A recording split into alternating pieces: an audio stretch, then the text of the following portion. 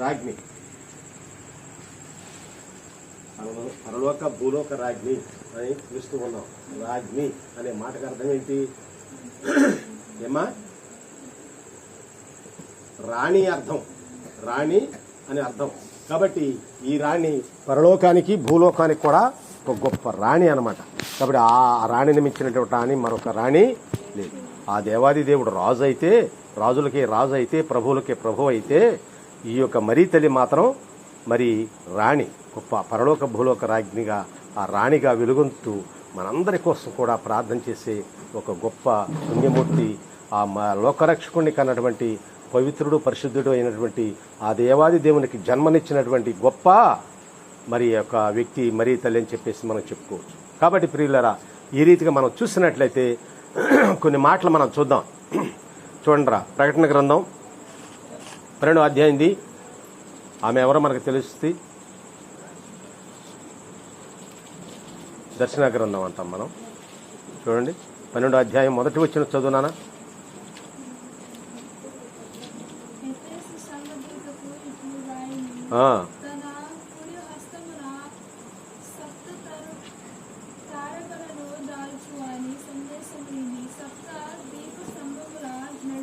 నానా 12వ అధ్యాయం, దర్శన గ్రంథం 12వ అధ్యాయం మొదటి వచ్చిన.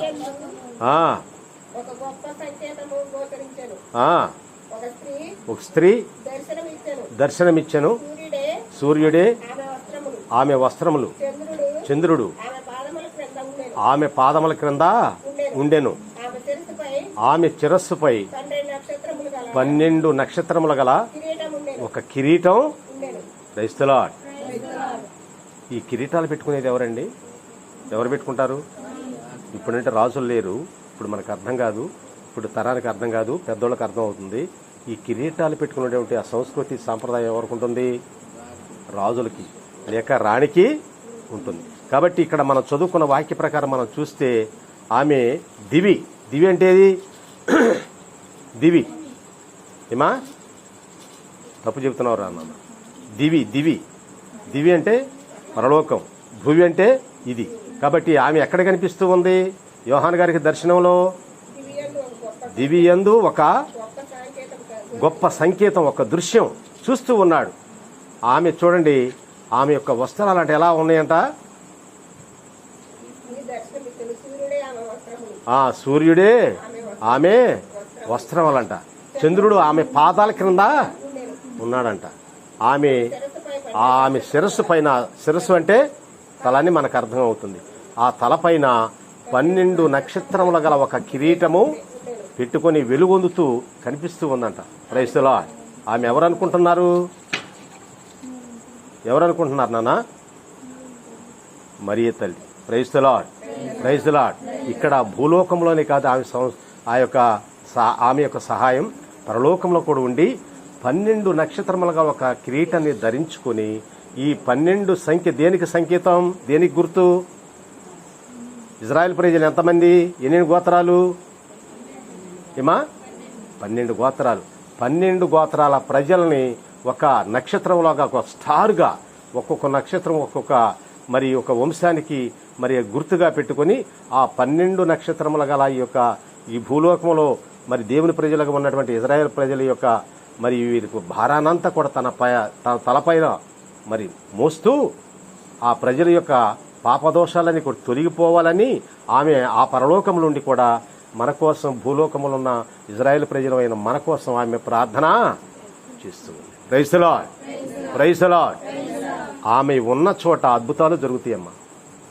ఆమె ఏ గృహంలోకైతే వెళుతూ ఉందో, ఏ వ్యక్తిలోకైతే ఆమె వెళుతూ ఉంటారో అక్కడ అద్భుతాలు ఖచ్చితంగా జరుగుతాయి. ఆమెతో పాటు ఎవరుంటారు? దేవుడు. ఖచ్చితంగా దేవుడు ఉంటాడండి. అందుకే ప్రియులారా, ఒక మాటను మనం జ్ఞాపకం చేసుకున్నాం. ఇంకో మాటను, ఇప్పుడు నేను చెప్పిన మాట అర్థమైందా? ఆమె ఎవరో? రాజ్ఞి అంటే రాణి. ఆ రాణి నక్షత్రములు గల 12 నక్షత్రములు గల కిరీటం పెట్టుకుని ఆ పరలోకంలో చక్కగా గోచరిస్తూ, ఆమెకి ఎటువంటి మచ్చ మరక లేకుండా, మరిడలు లేకుండా, మరి ఎంతో తేజోవంతంగా సూర్యుడే ఆమె యొక్క వస్త్రాలు. ఆమె మరి పాదముల కింద ఎవరున్నారు? చంద్రుడు ఉన్నాడంట. ఆమె తలపైన 12 నక్షత్రములు గల చూడండి, చంద్రుని పాదాల కింద పెట్టుకున్నది. దేవుని యొక్క ప్రణాళిక ఇది, దేవుని యొక్క చట్టం. కాబట్టి దేవుని యొక్క ప్రణాళికను ఆమె ఏం చేస్తూ ఉందంటే చూడండి, మరి ఇక్కడ ఆ యొక్క చంద్రుడిని తన పాదాల కింద పెట్టుకుంది. కానీ ఈ యొక్క ఇజ్రాయెల్ ప్రజలు, దేవుడు ప్రేమించిన ఇజ్రాయెల్ ప్రజలందరినీ కూడా ఎక్కడ పెట్టుకుంది? కిరీట రూపంలో, 12 నక్షత్రాలు గల కిరీట రూపంలో ఆ తలపైన పెట్టుకుని మోస్తూ ఈ ప్రజల కోసం నిత్యం కూడా ప్రార్థన చేస్తూ, నిత్యం కూడా ఆమె ప్రార్థన చేస్తూ ప్రతి వారికి కూడా మేలుకరంగా, దీవెనికరంగా, ఆశీర్వదకరంగా ఉండాలని చెప్పేసి ఆమె ఆ విధంగా చేస్తూ ఉంది. చూడండి, లూకా సువార్త 1వ అధ్యాయము చూడండి, చర్చకు దీంట్లో 27వ వచనం చూడండి.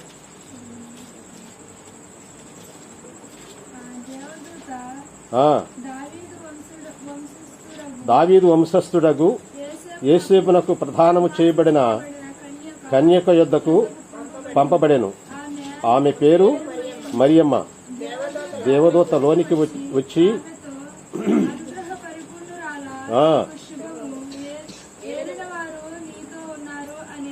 చాలమ్మా, ఈ వాక్య వచనంలో మనం చూసినట్లయితే, వచనాలు చూసినట్లయితే దేవుని యొక్క దూత ఎక్కడికి పంపబడింది? మరీ తల్లి దగ్గరికి పంపబడింది. ఆమెతో చెప్పినటువంటి మాట, దేవుని యొక్క దూత చెప్పబడినటువంటి మాట, అనుగ్రహ పరిపూర్ణురాలా, నీకు శుభం. చూడు, మంచి మాటలు, మంచి శుభకరమైన మాటలు చెప్పడానికి దేవుని యొక్క దూత దేవుని దగ్గర నుంచి, దేవుని యొక్క ఆజ్ఞ ప్రకారం ఈ భూలోకానికి వచ్చి ఒక పరిశుద్ధత కలిగినటువంటి, ఒక పవిత్రాలైనటువంటి, అతి పరిశుద్ధంగా ఒక రాణిగా వెలుగు ఉండబోతున్నటువంటి ఒక మరీ తల్లికి వచ్చేసి ఆయన పలికిన మాట ఏంటి? దేవుని యొక్క దూత పలికిన మాట ఏంటి? అమ్మా, అనుగ్రహ పరిపూర్ణురాల. ఎవరి అనుగ్రహంతో? దేవుని యొక్క అనుగ్రహంతో, అనుమతితో నింపబడినటువంటి పరిపూర్ణురాల. పరిపూర్ణత అంటే సంపూర్ణత. ఎటువంటి మచ్చ మరక లేనటువంటి పరిశుద్ధత కలిగినటువంటి ఆ మరీ తల్లి దగ్గరికి వచ్చేసి, అమ్మా, అనుగ్రహ పరిపూర్ణురాలా, నీకు శుభము. ఏలినవారు అంటే ఎవరు? మన బిషప్ గారా? బిషప్ గారిని కూడా ఏలినవారు అంటమ్మా. ఆయననా? ఆయన మరి ఎవరమ్మా? అమ్మా, praise the lord, praise the Lord. తండ్రి అయిన యెహోవా దేవుని యొక్క శుభవార్తను, దేవుడు చెప్పమన్న మాటను తన దూత అయినటువంటి, దేవుని యొక్క దూత అయినటువంటి మరి దేవుడు ఏ విధంగా అయితే చెప్పాడో ఆ విధంగానే ఆ సువార్తను, ఆ శుభవార్తను చాటడానికి, శుభవార్తను చెప్పడానికి తన దూతలుగా ఈ లోకానికి పంపించి, పరిశుద్ధురాలు, పవిత్రురాలు అయినటువంటి ఆ పరిశుద్ధ తల్లి అయిన ఆ మరీ తల్లికి పంపించి, దగ్గరకు పంపించి, అనుగ్రహ పరిపూర్ణులారా, నీకు శుభము, ఏలినవారు నీతో ఉన్నారు. కాబట్టి ఏలినవారు అంటే దేవుడు నీతో ఉన్నాడు. దేవునికి ఒక ప్రణాళిక ఉంది. ఆ ప్రణాళికలో నిన్ను ఒక మరి లోకరక్షకుడిని కనడానికి ఒక అద్భుతమైన వ్యక్తిగా, పరిశుద్ధమైన వ్యక్తిగా, మహోన్నతమైన వ్యక్తిగా దేవుడు నిన్ను చేయబోతూ ఉన్నాడు. కాబట్టి నీలో ఎటువంటి కల్మషం లేదు, ఎటువంటి కలత లేదు. కాబట్టి నీవు పరిపూర్ణురాలవు, పరిశుద్ధురాలివి, నిత్య కన్యవు.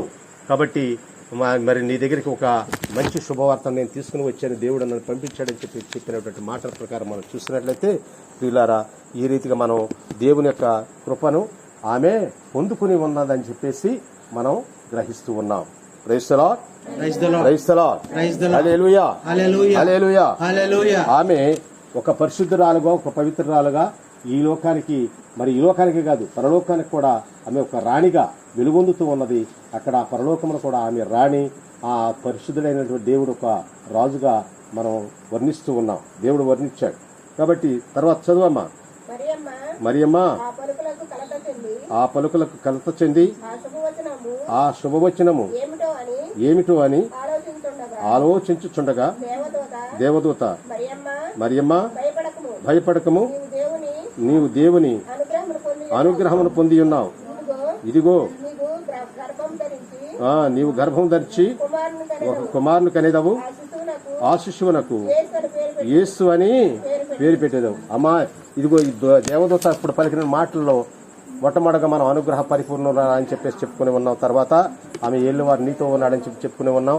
మళ్ళీ చెప్తూ ఉన్నారు, అమ్మా, అనుగ్రహ పరిపూర్ణురాలా, నీవు ఒక గొప్ప సంకేతాన్ని, ఒక గొప్ప కార్యాన్ని దేవుడు నీ ద్వారా చేయబోతూ ఉన్నాడని చెప్పేసి ఈ రీతిగా తెలియజేస్తూ ఉన్నాడు. కాబట్టి ప్రియులరా, ఆమె తన లోకరక్షకుడిని, ఒక పవిత్రుడిని, ఆ దేవాది దేవుణ్ణి తన గర్భమందు ధరించి గర్భంలో 9 మాసాలు మోసి లోకానికి ఒక లోకరక్షకుని, ఒక పవిత్రుణ్ణి, పవిత్రమూర్తిని, రాజులకు రాజుని, మరి మా ప్రభువులకి ప్రభు అయినటువంటి లోకరక్షకుని, అందరికీ మేలు చేసినటువంటి లోకరక్షకుని ఈ లోకానికి, పాపపు లోకానికి పంపించి ఈ పాపముతో నిండినటువంటి ఈ లోకం పరిశుద్ధపరచాలని, పరిశుద్ధపరపబడాలని, అలాగే పావనపరచబడాలని చెప్పేసి దేవుని యొక్క నిశ్చయతతో, దేవుని యొక్క కృపతో ఈ యొక్క ప్రణాళికలో ఆమె యొక్క మరి భాగమై ఉన్నది. ఆమె మరి లోకరక్షకుడు సాక్షాత్తు అయ్యా ఇదిగో నువ్వు ఆ భూలోకానికి వెళ్ళిపో అని చెప్పేసి ఫలానా చోట నువ్వు మరి జన్మించు అని చెప్పేసి దేవుడు చెప్తే, తండ్రి అని యెహోవా దేవుడు చెప్తే లోకరక్షకుడు యేసు ప్రభు ఎక్కడో చోట జన్మిస్తాడు. కానీ మధ్యవర్తిగా ఎవరిని ఎన్నుకున్నాడు? మరియ తల్లిని ఎన్నుకున్నాడు. ఆ పరిశుద్ధురాలను ఎన్నుకున్నాడు. ఆ పరిశుద్ధురాలను ఎన్నుకుని దేవుడు గొప్ప కార్యాన్ని, ఎవ్వరూ చేయలేని గొప్ప కార్యాన్ని ఈ లోకానికి, తన ఏకైక కుమారుని ఈ లోకానికి ప్రసాదించి ఉన్నారు. హల్లెలూయా, హల్లెలూయా. ఇంకొక మాటను ఆమె పవిత్రాత్మతో నింపబడిందని చెప్పడానికి ఇంకొక మాట నిదర్శనంగా మనం చూసుకుందాం. చూడండి 41వ వచనం చూడమ్మా. చదవమ్మా.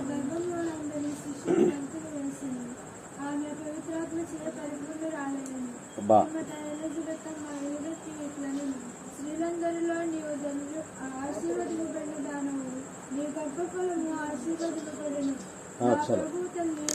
నా యొద్దకు వచ్చుట నాకు ఎలాగూ ప్రార్థించింది. చూడండి ఆ ఎలిజబెత్ అమ్మ, చూడండి ఈమె అనుగ్రహాలు పొందుకున్నటువంటి వ్యక్తి, దేవుని చేత, దేవుని ఆత్మతో నింపబడినటువంటి ఈ యొక్క మరియ తల్లి ఎక్కడికి వెళ్ళిందంటే ఎలిజబెత్ అమ్మ గర్భం ధరించి ఉన్నటువంటి ఎలిజబెత్ అమ్మ దగ్గరికి వెళ్ళింది. వెళ్ళి ఆమెకి వందన వచ్చిన చెప్పిందంట. ఆ వందన వచ్చిన చెప్పగానే తన గర్భంలో, ఎవరి గర్భంలో ఉన్నటువంటి వ్యక్తి? ఎలిజబెత్ అమ్మ గర్భంలో ఉన్నటువంటి ఈ యొక్క యోహాను, బాప్తిసం ఇచ్చే యోహాను కనబోతూ ఉంది, గర్భం ధరించింది. ఆమె దగ్గరికి వెళ్ళి ఈ మరియ తల్లి శుభవచనం పలకగానే ఆమె గర్భమందలి శిశువు ఆనందంతో గంతులేశాడు. శిశువు ఎక్కడైనా ఆనందంతో గంతులేస్తారా? చిన్న బిడ్డలు ఎక్కడైనా గంతులేస్తారా? Praise the lord. పైగా ఈ భూలోకంలో జన్మించిన తర్వాత కాదు, ఆమె గర్భంలో ఉండగానే ఈ యొక్క యోహాను గారు ఈ యొక్క మరియ తల్లి యొక్క శుభవచనాలు పలకగానే ఆ మరియ తల్లి చెప్పిన మాట ప్రకారం, మరియ తల్లి చెప్పిన శుభవచనాలు ఆ యొక్క గర్భంలో, ఎలిజబెత్ అమ్మ గర్భంలో ఉన్నటువంటి యోహాను గారు విని ఆ గర్భంలోని ఆనందంతో, సంతోషంతో గంతులు వేస్తూ ఉన్నాడు. Praise the Lord. ఈ ప్రభావం, ఈ యొక్క విధానం, ఈ యొక్క ప్రభావం ఎక్కడి నుంచి వచ్చింది? మరియ తల్లితో పాటు ఎవరున్నారు? దేవుడు ఉన్నాడు, పరిశుద్ధాత్మ ఉన్నాడు. పరిశుద్ధాత్మ దేవుడు ఆమెతో పాటు ఆమె ఎక్కడికి వెళితే అక్కడ. ఎందుకని? ఆమె పరిశుద్ధాత్మతో నింపబడింది. అనుగ్రహ పరిపూర్ణురాలా, నీకు శుభము, ఏలిన వారు నీతో ఉన్నాడు. అంటే తండ్రి అయిన యెహోవా దేవుడు నీతో ఉన్నాడు, నీ ద్వారా గొప్ప కార్యాన్ని చేయబోతూ ఉన్నాడు. కాబట్టి అని చెప్పేసి ఈ విధంగా ఆ యొక్క పరిశుద్ధ తల్లి అయినటువంటి మరియ తల్లిని తన పవిత్రాత్మ శక్తితో నింపబడి ఈ విధంగా ఉన్నప్పుడు ఆ తల్లి ఎలిజబెత్ను సందర్శించినప్పుడు ఎలిజబెత్తో మరియ తల్లి వందనం వచ్చిన చెప్పగానే ఆమె గర్భంలో ఉన్నటువంటి శిశువు ఆనందంతో గంతులు వేశారు. Praise the Lord. ఇక లోక సంబంధమైన విషయాల్లో కూడా నేను చెబుతూ ఉన్నాను.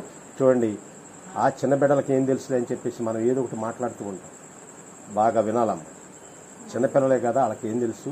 మనం మాట్లాడే మాటలు, మన ప్రవర్తన వారికి ఏం తెలుసు అని చెప్పేసి అనుకుంటూ ఉంటాం. అది పొరపాటు, చాలా పొరపాటు. ఇది సైన్స్ పరంగా చూసినా కూడా చాలా పొరపాటు అనమాట. చిన్న బిడ్డలు ప్రతి విషయాన్ని కూడా గమనిస్తారు. ప్రతి చిన్న విషయాన్ని కూడా మనం పట్టించుకోను కానీ, పెద్దవాళ్ళం మనం పట్టించుకోం కానీ, చిన్న బిడ్డలు మాత్రం ఖచ్చితంగా ప్రతి విషయాన్ని, ప్రతి ప్రవర్తనను మరి వాళ్ళు గమనిస్తూ ఉంటారు. చూడండి, వాళ్ళ యొక్క తల్లిదండ్రులు, తల్లి ఎలాంటిదో, తండ్రి ఎలాంటి వాడో, అన్న ఎలాంటి వాడో, తమ్ముడు ఎలాంటి వాడో అని చెప్పేసి ప్రతి విషయంలో కూడా, ప్రతి వ్యక్తులను కూడా ఆ చిన్న బిడ్డలు గమనిస్తూనే ఉంటారు. Praise the Lord. కాబట్టి ప్రియులరా, ఈ యొక్క పరిశుద్ధాత్మ మరి తల్లితో వెళ్ళింది. ఆ మరి తల్లితో వెళ్ళినటువంటి ఆ వందన వచ్చిన చూకగానే ఇక్కడ పరిశుద్ధాత్మ దేవుడు చూడండి ఏం చేశాడు? ఒక అద్భుతమైన కార్యం. ఏంటి ఆ అద్భుతం అంటే, గర్భంలో ఉన్న శిశువుగా ఉన్నటువంటి, గర్భంలో ఉన్నటువంటి ఆ యోహాను గారు ఆనందంతో గంతులు వేయటం అనేది ఈ గొప్ప అద్భుతం. Praise the lord. హల్లెలూయా. ఇక్కడ ఆ ఎలిజబెత్ ఏం చెప్తూ ఉంది? చదువమ్మా. ఇట్లా నేను స్త్రీలందరిలో నీవు ఆశీర్వదించబడిన దానివి, నీ గర్భఫలము ఆశీర్వదించా. చూడండి ఇక్కడ పెద్దలు చెప్పే మాటలు, పెద్దలు పలికే మాటలు ఎట్లా ఉంటాయి అంటే, ఎలిజబెత్ మా మరీ తల్లి కన్నా పెద్దది. కాబట్టి అమ్మా, స్త్రీలందరిలో కూడా నీవు ధన్యురాలివి, ధన్యురాలివి, ధన్యురాలివి అంటే గొప్పదానివి. కాబట్టి నీవు నీ గర్భఫలం కూడా ఆశీర్వదించబడద్దని చెప్పేసి ఇక్కడ మరీ తల్లిని గురించి ఆ ఎలిజబెత్ ఎంతో చక్కగా, ఎంతో గౌరవంగా తన యొక్క శక్తిని, తన యొక్క మహిమలను గమనించి ఆమెని స్త్రీలందరిలో కూడా నీవు, ఈ భూలోకంలో ఉన్న అందరిలో కూడా నీవు ఎంతో ధన్యురాలమని చెప్పేసి ఆమె మరి ఈ విధంగా మరీ తల్లిని గౌరవించడం, పొగడటం అనేది మనం చూస్తున్నాం. ఈ వాక్యాలు చూడండి, ఈ వాక్యాలు అబద్ధమా నిజమా? నిజమని నమ్మిన వాళ్ళు చేతులు ఎత్తండి. Praise the lord, praise the lord. బైబుల్లో ఏ వాక్యం కూడా, ఒక పొల్లు కూడా వ్యర్థంగా పోదంట. ప్రతిదీ కూడా ఎంతో ధన్యకరమైన వాక్యాలు. తర్వాత చదువు నాన్న. నా ప్రభువు తల్లి నా యొద్దకు వచ్చుట నాకు ఎలాగూ ప్రాప్తించెను, నీ వందనవచనములు నా చెవిని సోకగానే నా గర్భమందలి ఆ ఆనందంతో గంతులు వేశాను. ప్రభువు పలికిన మాటలు నెరవేరునని విశ్వసించిన నీవు ఎంత ధన్యురాలు అని చెప్పేసి ఇక్కడ మరి నా ప్రభు తల్లి అంటుంది. ఆమె ఏం చెప్తుంది? నా ప్రభు తల్లి. అప్పటికే గమనించేసింది ఎలిజబెత్ కూడా, వాళ్ళు కూడా ఒక పునీతమైనటువంటి కుటుంబంలో ఉన్నటువంటి వారు. జకరయ్య ఆయన చేసే వృత్తి ఏంటి? జకరయ్య గారు. ఎలిజబెత్ ఎవరు అసలు? ఎవరికి భార్య? జకరయ్యకి భార్య. ఆ జకరయ్య చేసే పనేంటి? ఆయన వృత్తి ఏంటి? దేవునికి దేవాలయంలో ఆయన ప్రతిరోజు కూడా దేవునికి ధూపం వేయటం. ప్రైజ్ ది లార్డ్, హల్లెలూయా, హల్లెలూయా. ధూప దీప నైవేద్యాలు ఈనాటివి కాదమ్మా. ఇవాళ ఏదో హిందువులు చేస్తూ ఉన్నారని చెప్పేసి మనం చూస్తూ ఉన్నాం, కానీ ఈ ధూప దీప నైవేద్యాలు ఈనాటివి కాదు, ఆనాటి నుంచి కూడా ఉన్నాయి. కాబట్టి ప్రియులారా, ఈ ధూపం వేయటం అనేది, ధూపం దేంతో వేస్తారు?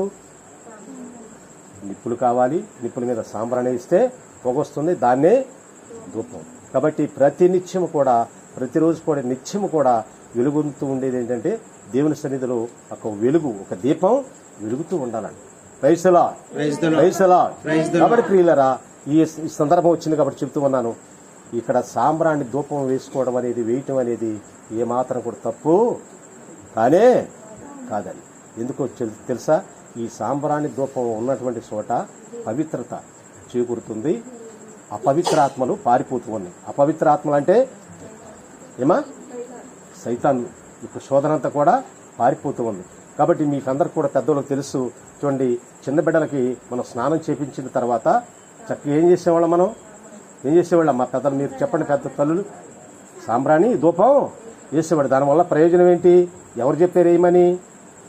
మన పెద్దోళ్ళు మనకు చెప్పబట్టి, దానివల్ల మనకు మేలు ఉంది కాబట్టి, ఆ బిడ్డకు మేలు ఉంది కాబట్టి, మన కుటుంబానికి మేలు ఉంది కాబట్టి, ఆ యొక్క ధూపాన్ని గురించి చక్కగా మన పెద్దలు మనకి బోధిస్తూ ఉండేవాడు. కాబట్టి ఇవే కాదండి, చూడండి, సైతాన్ యొక్క శోధన పారిపోతూ ఉంది, పరిశుద్ధాత్మ పవిత్రత అక్కడ చేకూరుతూ ఉంది. అలాగనే ఇంకొక విషయం ఏంటంటే, ఈయన క్రిములు ఉన్నా కూడా నశించిపోతాయండి. Praise the lord, praise the lord. ఈయన క్రిములు ఉన్నా కూడా, ఈ చిన్న బిడ్డలకి లేక కుటుంబ సభ్యులకి ఏదైనా హానికరం చేసినటువంటి క్రిములు ఉన్నా కూడా కుటుంబంలో, అవన్నీ కూడా ఈ ధూపానికి, సాంబ్రాణి ధూపానికి నశించిపోతాయండి, చనిపోతాయండి. అవి ఉంటే మనకి కీడు తలపెడతాయి, కానీ ఈ సాంబ్రాణి ధూపం వేయటం వల్ల అవి నశించిపోతాయి. అది మనకు మేలేనా? ఆ చిన్న బిడ్డకి మేలేనా? ప్రైజ్ ది లార్డ్, హల్లెలూయా. ఇలా మనం చెప్పుకుంటూ పోతే చాలా విషయాలు మనం చూస్తూ ఉంటాం. కాబట్టి ప్రియులారా, మరీ తల్లి మరి ఎక్కడైతే ఉంటుందో అక్కడ పరిశుద్ధాత్మ ఉంటుంది. కాబట్టి ఇంకొక మాటను కూడా మనం చూద్దాం. చూడమ్మా, 45 చూడు. ప్రభు పలికిన వాక్కులు నెరవేరినాయి. ఇక్కడ మరీ తల్లి స్తోత్ర గీతం అంట. చూడండి, డెంగులో పెట్టాడు దేవుడు. అప్పుడు మరియమ్మ ఇట్లు పలికెను, నా హృదయము ప్రభువుని ఎందుకు స్తుతించుతుంది? సాక్షాత్తు లోకరక్షకుడైన యేసు ప్రభువుని కనబోతూ ఉన్నటువంటి తల్లే మరి ఇక్కడ నా హృదయము ఎవరిని స్తుతిస్తూ ఉందట? ప్రభువుని స్తుతిస్తూ ఉంది. ఆ ప్రభు ఎవరు? తండ్రి అయినా యెహోవాదేవుణ్ణి. ఆ యెహోవాదేవుడు ఆ యొక్క ప్రభువు మరి నా పట్ల గొప్ప కార్యాన్ని చేయబోతూ ఉన్నాడని చెప్పేసి ఈ రకంగా దేవుడు చేసినటువంటి ఈ యొక్క చట్టానికి, దేవుడి యొక్క ప్రణాళికకి ఆ మరియ తల్లి అంగీకరించి ఆ ప్రభువుకి వందనాలు, స్తుతి, స్తోత్రములు, ఆ కృతజ్ఞత, ఆ హృదయము, మరి ఆ ఎంతో పవిత్రంగా ఉన్నటువంటి ఆ హృదయము, ఆ ప్రభు పవిత్ర హృదయంతో ఆ ప్రభువుని స్తుతిస్తూ ఉంది. ఆ ప్రభువుని ఆరాధించడానికి అనుకూలించింది. Praise the lord. తర్వాత చదువునానా. నా రక్షకుడకు దేవుని యందు నా ఆత్మ ఆనందించుతున్నది. ఏమా ఏలైనా ఏలైనా తన దాసురాలి దీనావస్థను కటాక్షించెను. ఇక నుండి తరతరములు వారు ధన్యురాలని పిలిచేదారు. ఈ తరమే కాదండి, మన తరమే కాదండి, రాబోతున్న తరాలు కూడా, జరిగినటువంటి తరాలు కూడా ఆమెని ఏమని పిలుస్తారంట? ధన్యురాలు, గొప్పది అని చెప్పి గౌరవించి ఆ యొక్క తల్లి యొక్క ఔనిత్యాన్ని, ఆమె ఎవరంటే లోకరక్షకుడు తన గర్భాన్ని ధరించి 9 మాసాలు మోసి ఆ తన ఏకైక కుమారుణ్ణి, లోకరక్షకుణ్ణి ఈ లోకానికి ప్రసాదించింది. ఈ లోక రక్షణార్థమై ఆమె కని మోసి ఒక పుత్రుణ్ణి ఈ లోకానికి మరి ప్రసాదించింది. ఆయన్ని ఈ లోకం ఏం చేసింది? ఏమా? సిలువ అన్యాయంగా సిలువేసి చంపేసి ఆమె యొక్క మరి ఆమె హృదయం ఎంత బాధాకరం అండి, ఎంత గర్భశోకం. ఒక కుమారుణ్ణి మరి ఒక తల్లి ఆ విధంగా తన కళ్ళ ముందు ఈ విధంగా హింసించి, బాధ పెట్టి, అవమానపరిచి మరి ఈ విధంగా మరి సిలువ వేసి చంపేశారు అంటే ఒక తల్లికి ఉన్నటువంటి బాధ ఎంత కష్టమండి. అయినప్పటికీ ఇది దేవుని యొక్క ప్రణాళిక అనుకుంది. కానీ మరి అక్కడ హింసించేవారిని, తన కుమారుని హింసించేవారిని దూషించడం లేదు, పల్లెతో ఒక మాట కూడా అనలేదు. ఎవరి ప్రణాళిక అనుకుంది? దేవుని యొక్క ప్రణాళిక, దేవుని యొక్క ఈ యొక్క కృప అని చెప్పేసి అనుకుందే మాత్రమే. కానీ తన కుమారుని హింసిస్తున్నా కానీ, బాధ పెడుతూ ఉన్నా కానీ, కాళ్ళతో తంతు ఉన్నా కానీ, ముఖం మీద ఉమ్మేసినా కూడా, అవమానపరిచినా కూడా, కొరడాలతో కొడుతూ ఉన్నా కూడా, సాక్షాత్తు సిలువ మోయించి మరి ఈ విధంగా బాధ పెట్టినా కూడా, మరి కలవరి కొండం పైన ఆ యొక్క సిలువ మీద పడుకోబెట్టి శీలలు మేకులు కొట్టి ఈ విధంగా రక్తం చిందించినా కూడా తన కళ్ళారా చూసి ఆమె ఏం చేసింది? ఎవరిని కూడా ఎందుకు కొడుతున్నారు, నా కుమారుని ఎందుకు బాధ పెడుతూ ఉన్నారు, నా కుమారుని ఎందుకు ఇట్లా హింసిస్తూ ఉన్నారు, నా కుమారుని ఎందుకు ఈ విధంగా మీరు బాధ పెట్టి చంపిస్తూ ఉన్నారని చెప్పేసి ఎవరిని కూడా పల్లెత్తి మాట అనలేదు. ఎందుకని? దేవుని మీద ఉన్నటువంటి ఆ మరియ తల్లికి, దేవుని మీద, తండ్రి అని యెహోవా మీద ఉన్నటువంటి విశ్వాసం, నమ్మకం, ఇది దేవుని యొక్క ప్రణాళిక, దేవుని యొక్క చట్టం. కాబట్టి నేను ఆ దేవునికి విధేయించాలి. కానీ ఇక్కడ మానవులు కాదు, నేను ఎవరిని కూడా నేను ద్వేషించకూడదంటే మరి అక్కడ ఆమె గనక ఆ యొక్క సిచ్యువేషన్లో ఆ బాధాకరమైన విషయాలు, ఆ దుఃఖకరమైన విషయాలు ఆమె గనక చూసి ఇక్కడ ఆమె దూషించిందో లేకపోతే ద్వేషించింది అనుకోండి, ఈ రక్షణ ప్రణాళిక అంతా కూడా ఏమైపోతుంది? దేవుని యొక్క రక్షణ ప్రణాళిక అంతా కూడా పటాపంచలైపోతుంది. ఇక రక్షణ లేదు, గక్షణ లేదు, ఇక పోయింది. ఎందుకని? ఆమె తన కుమారుని హింసించేటప్పుడు, తన కుమారుని బాధ పెట్టేటప్పుడు చూసి ఓరవలేక మరి ఆమె ఏం చేసిందంటే దూషించింది. కాబట్టి మరి దూషణ చేయటం దేవునికి ఇష్టమా? లేదు. దేవుని యొక్క ప్రణాళికలో దూషించడం అని, ద్వేషించడం అనేది అసలు తన ప్రణాళికలో లేనే లేదు. చూడండి, అవసరమైతే మనల్ని హింసించే వారి కోసం ప్రార్థన చేయమని చెప్పాడు. కానీ వారు దూషించారు, మళ్ళీ నువ్వు తిరిగి దూషించు, వారిని ద్వేషించు అని చెప్పేసి ఎక్కడ కూడా దేవుడు ఇప్పుడు కూడా చెప్పలేదు. Praise the Lord. అలాంటి కరుణామయుణ్ణి, అలాంటి లోకరక్షకుణ్ణి, అలాంటి మరి గొప్ప మహోన్నతమైన వ్యక్తిని ఈ విధంగా బాధ పెట్టినా కూడా ఆ మరియ తల్లి తొడకలేదు, వెనకలేదు. మరి నా హృదయం ఇప్పుడు ప్రభువుని స్తుతిస్తున్నది అని చెప్పేసి ఈ రకంగా దేవుని వైభవాన్ని శ్లాఘించింది తప్ప ఈనాడు కూడా మరి ఎవరిని కూడా దూషించినటువంటి విధానం లేదు. Praise the lord. Hallelujah, hallelujah, hallelujah. కాబట్టి ప్రియులారా, మరి యొక్క మరియ తల్లికి ఉన్నటువంటి ఔన్నత్యాన్ని మనం తెలుసుకుని ఉన్నాం. ఆ యొక్క మరియ తల్లిని మన గృహంలో చేర్చుకుంటే, మన ఇంటిలో చేర్చుకుంటే, మన హృదయాల్లో చేర్చుకుంటే, మన కోసం మరి ప్రార్థన చేసి మనకి దీవెనలు, మన బిడ్డలకి ఆశీర్వాదాలు తీసుకుని వచ్చేటువంటి వ్యక్తి. కానీ ఏమాత్రం కూడా ఆమె ఆ పవిత్రతలోనూ పరిశుద్ధతలోనూ ఏమాత్రం కూడా ఆమె కళంకము లేనటువంటి వ్యక్తి.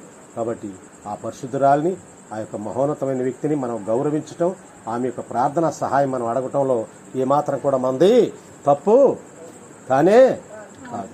చూడండి, మరి యొక్క దేవుని యొక్క మోషే చట్ట ప్రకారం 10 ఆజ్ఞలు ఇచ్చాడా లేదా? మోషేకి ఇచ్చాడా? రాతి పలకల మీద 10 ఆజ్ఞలు ఇచ్చాడా లేదా? దేవుడు ఇచ్చాడా? ఈ 10 ఆజ్ఞల్లో మొట్టమొదటి ఆజ్ఞ ఏంటి? ఏమా చెప్పున్నానా? ఈ సర్వేశ్వరుని మాత్రమే. సర్వేశ్వరుడు అంటే ఎవరు? తండ్రి అయినా యెహోవా దేవుడు. కాబట్టి ప్రియులారా, ఆయన మాత్రమే మనం ఆరాధించాలి, వేరొకరిని ఆరాధించకూడదని చెప్పేసి ఉంది. రెండవది,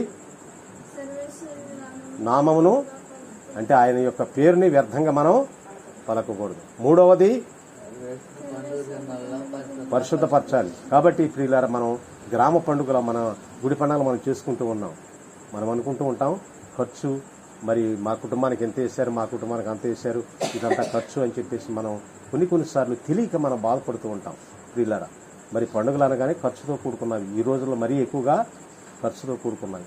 కానీ అది ఆ పండుగ జరుగుతున్నది దేవుని పేరు మీద అయినప్పటికీ ఆ యొక్క పండుగ దీవెనుడు మన గ్రామం అంతటిపైన, మన కుటుంబాల అంతటిపైన, మన బిడ్డల అందరిపైన కూడా దేవుని యొక్క కృప, దేవుని యొక్క వరాలు ఎనలేనిగా ప్రత్యేకించి ఆ పండుగ రోజున దేవుడు ప్రత్యేకించి దీవించి ఆశీర్వదిస్తాడు. Praise the Lord.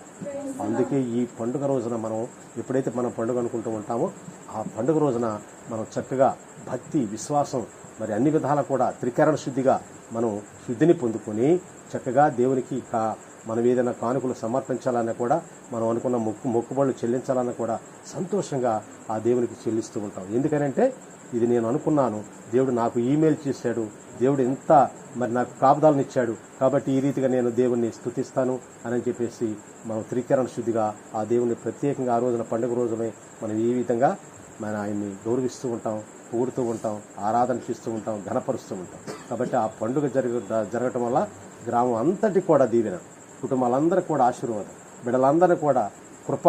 కాబట్టి అట్లా మనం ఆ పండుగలు జరుపుకోవడం అనేది చాలా ఆశీర్వాదం. Praise the lord. Hallelujah, hallelujah. నాలుగవది, ఎంత చక్కగా వాళ్ళు పెద్దోళ్ళు చూడమ్మా, ఎంత అనుభవంతో చెప్తూ ఉన్నారు. నిజం కూడా తల్లిదండ్రులని గౌరవించాలండి. మరి అదే పనిని మనం చూడండి, చాలామంది ఏం చేస్తూ ఉంటారంటే ఈ లోకరక్షకుని దేవాది దేవుణ్ణి గర్భాన ధరించి కన్నటువంటి ఆ యొక్క తల్లినే మరి వేరొక విధంగా, వేరొక మాటలతో మనం ఇతరులకి సంబోధిస్తూ ఉంటాం, ఇతరులకి బోధిస్తూ ఉంటాం, ఇతరులకు చాటుతూ ఉంటాం. అది ఎంత పాపమో తెలుసా? ఈ పరిశుద్ధ తల్లిని, ఈ పవిత్రత కలిగిన తల్లిని, కళంకము లేనటువంటి తల్లిని, పాపము లేనటువంటి తల్లిని, నిత్య కన్యకను ఈ విధంగా వేరొక విధంగా వాళ్ళు ఇష్టం వచ్చినట్టు వాళ్ళ స్వార్థం కోసం మలుచుకొని వాళ్ళు ఆ మరీ తల్లిని ఈ విధంగా వేరొక విధంగా బోధించడం అనేది, చాటడం అనేది చాలా నీచకరమైనటువంటి ఆ యొక్క విషయం.